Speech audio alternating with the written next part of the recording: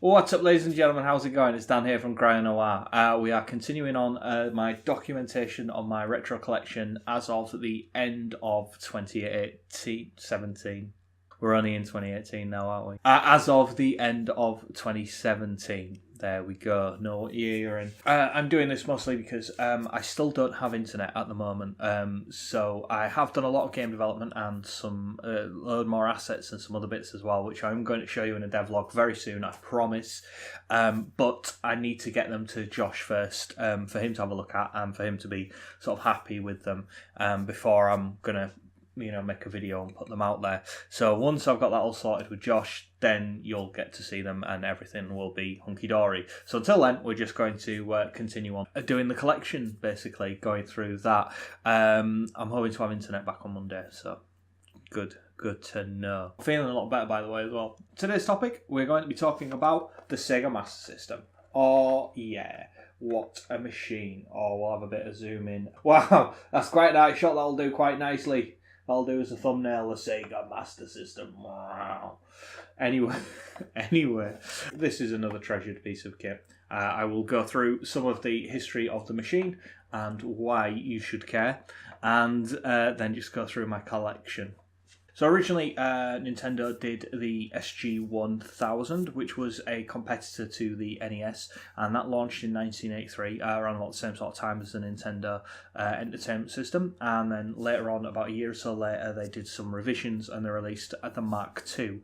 And they sort of sold okay, not particularly well, but enough to sort of Sega that there was possibly some legs to the system, and there was potentially some work to be had there. So I did a few extra little revisions to it, and added a little bit of extra sort of horsepower, a little bit of grunt in the old engine. And then in 1985 they released the Sega Master System. In Japan it was just called the Mark III, and it looked slightly different again. And then it was redesigned for the US launch and renamed to the Master System. Came out in North America in 86, and then 87 it hit Europe, and then in 89, I believe it went out to Brazil. Why am I mentioning Brazil? Because Brazil is the Master System market. I'll go into that in a second. But yeah, basically, it also went under some other hardware revisions later on in its life cycle. In 1989, I believe it was, or 1990. No, it was 1990.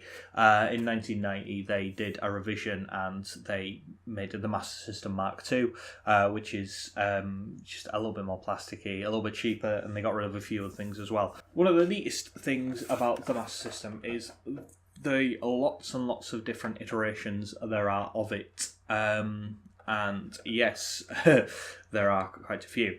So, this is a Mark I Master System, and this came built, all Mark I Master Systems came built in with like a sort of snake game that was built into it. And it also had a little card reader at the front here, and that's because earlier systems such as the I don't know if the SG-1000, yeah, the SG-1000 and the Mark II, they used like these little weird sort of cards that you could slot into them, and that had a lot less memory than the actual game cartridges, but they had games on them and everything, and that's what that's for, so that'll go in there. They did away with that for the Mark II. This also has RGB SCART as well. They did away with that for the Mark II Master System as well. But anyway, as for the built-in games, and this is the reason why I have this particular Master System. Rob's really annoyed. There were lots and lots of games that were built into the machine, depending on where it was in its life cycle.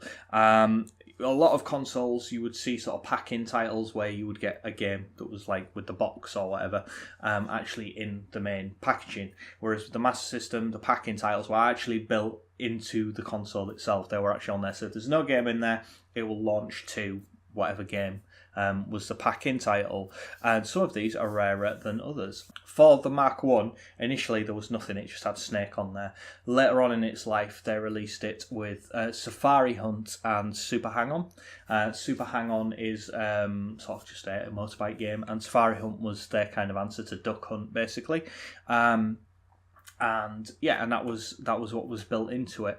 And very later on in its lifespan as a Mark 1, they built it with Alex Kidd in Miracle World built in, which is a really, really good game, a really good platformer.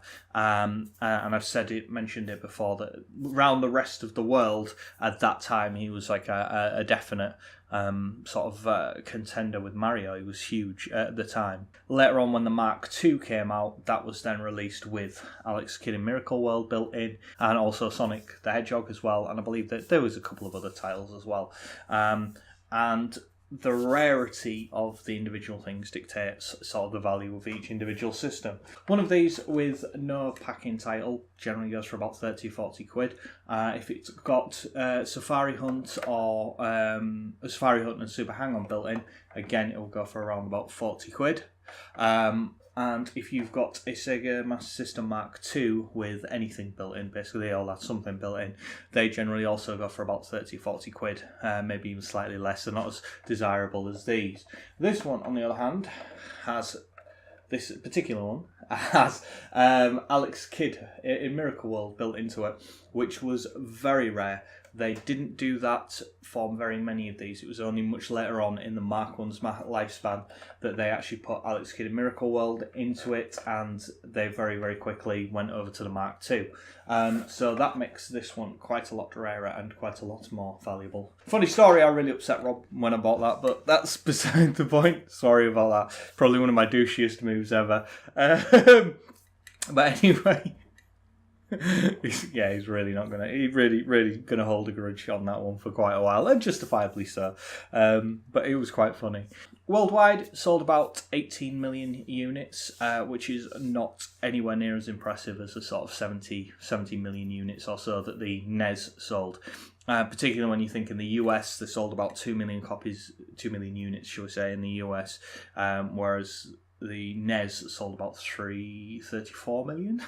So 34 million versus 2, it got a real spanking in the US. And also in Japan. I think in Japan it sold about 1 to 2 million units, whereas the NES sold about 3 or 4 million.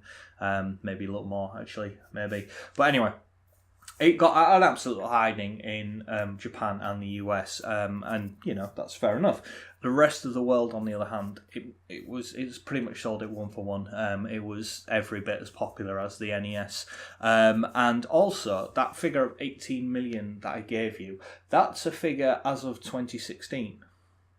And you might be like, as of 2016, why are we going there for a console that was was out in the 80s? And that's because right up until 2016, in fact, I'm not entirely sure if it isn't still going, but certainly, officially, it was being supported in Brazil until 2016. It was actually still, you could go into a shop in Brazil in 2016 and buy a brand new Master System. Like, they still make games for it. They were still releasing it. You can get Street Fighter 2 for the Master System. Though, in Brazil, it was huge over there. Absolutely huge. And still is up until this day. It's still very, very common machine over there. Which is exceptional. There's no console. It's the longest lasting console of all times. Nothing has lasted as long as that. It's like nearly 30 odd years. It has been available in Brazil. On the shelves available to buy, so that's really cool. A lot of the games are very similar to stuff you would find on the NES.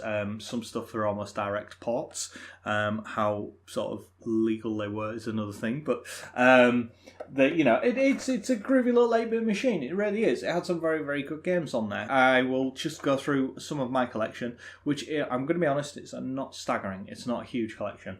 I think I have about 14 games, so it won't take me very long to go through them. The only reason why I picked this up was because I went through, when I started collecting, I went through a phase where I was just buying consoles. I wanted all the consoles that I wanted. So I got a Mega Drive, a SNES, a Saturn, a PS2, N64. I was just buying.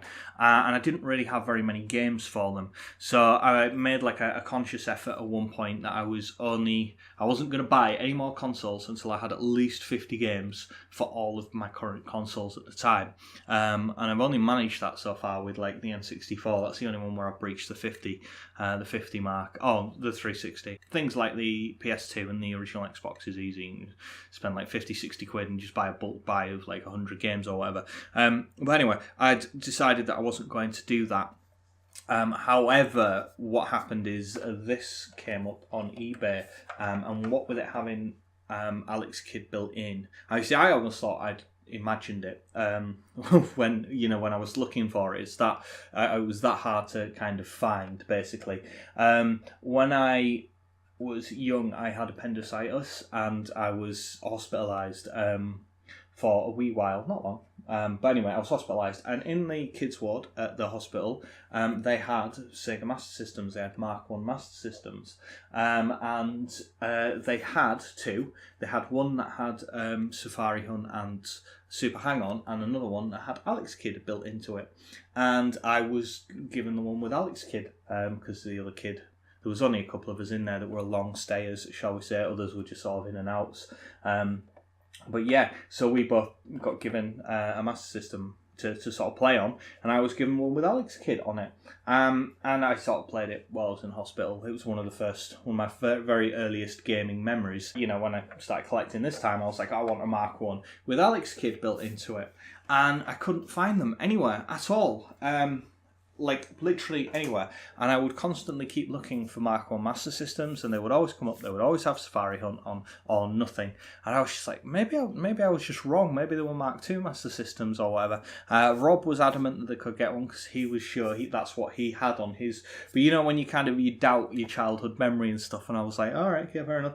And then one finally cropped up, so I bought it, and that was that. Immediately broke my 50 games per console rule. I also did the same for a Jaguar as well when I bought that, but that's another story. As a result, I don't have very many games for the Master System. As you can see, I've got about sort of 14 games for it, not a huge amount. That's not including Alex Kidd that's built in. So yeah, I'll just talk you through them now. Unlike with the Mega Drive, I'm not as concerned about whether or not these have manuals or not. I just want, as long as they're boxed, that's all I really care about. And the reason for that is because the manuals are just pretty awful. They're not very good manuals. So generally, I'm not that fussed. I will just buy them boxed as they are. As long as they're boxed and they work, then that's it. I'm wondering whether or not that's going to come back to bite me later on, because when I started collecting for the Mega Drive, I wasn't that fussed. So, if I can get them with manuals, I do, but generally I'm not that bothered. First of all, I suppose we will start with Global Gladiators. Now, I talked about this with the Mega Drive, and this, as far as I'm aware, is pretty much the same. It's just like an 8-bit version of it. Space Gun, which I know absolutely nothing about other than it's for the Sega Master System. If you do know what some of these are, leave them down in the comments. That would be really cool. But it's by Taito, and it has a weird demon on the front and a gun. And no space, strangely enough. But yeah, from what I can tell from the pictures on the back, I'm guessing it might even be a light gun game, perhaps, maybe. It works with the light phaser. So this will be just like a sort of a shooter. Afterburner, which is obviously a port from the arcade console version, but like an 8-bit version, so I don't know how good of an 8-bit version it is. Sonic 2. Now, a really cool thing about the Sonic games for the Master System is they're not just 8-bit conversions of the 16-bit version. They are completely unique and separate games, completely different. Not even they're completely different. And Sonic 2 is a pretty cool one, actually. It's not bad. Teddy Boy, which appears to be some sort of platformer. Again, don't know much about that. The Jungle Book, again, that looks to be a platformer and looks pretty cool for a sort of an 8-bit sort of platformer. And it boasts that it has 11 levels on the back. Okay, GP Rider, which appears to be just a fairly standard MotoGP game. Thunderblade, which is a port of the sort of arcade game. It doesn't look to be too accurate. It looks more like a top-down sort of helicopter shooting game. But yeah, it looks pretty cool. California Games, which is very much identical to the NES version from what I can gather. It looks very, very similar, certainly from the box art and from what I've heard about it. Speedball, a Bitmap Brothers game. Again, this was the original version. I've got Speedball 2, which I talked about for the Mega Drive, and it was just basically kind of an American football futuristic fighting game type thing. Chase HQ, which is again, it's a port from the original arcade cabinet, which is where you chase a bad guy and you are the good guys. But yeah, the artwork is absolutely wicked on that. Cool Spot. We all know Cool Spot. That's like a sort of platformer, side-scrolling, shootery type thing where you play as a Spot with legs. Rescue Mission, which appears to be, I'm going to say, some form of RTS-style top-down shooter, maybe. And finally, I have Pac-Mania, which is like a isometric version of Pac-Man, which doesn't look particularly amazing. So that's it. That's my Master System collection. It's not particularly huge, but it's pleasantly formed. I haven't really concentrated on getting much for the Master System because I love the machine, but I've got so much on with getting NES, SNES, N64 and Mega Drive at the moment. I want to try and get them all done before I then start hunting for the Master System. And games are really cheap for it at the moment as well, so you know that's always a good bonus at the moment. They're not too expensive, so definitely one to get onto. So I would recommend getting a Master System and getting in there now while they're cheap, because it's an amazing console. It really is. It's absolutely wicked. Thanks a lot for watching, guys. I hope you enjoyed this video. Take it easy. I'll see you later. Bye bye.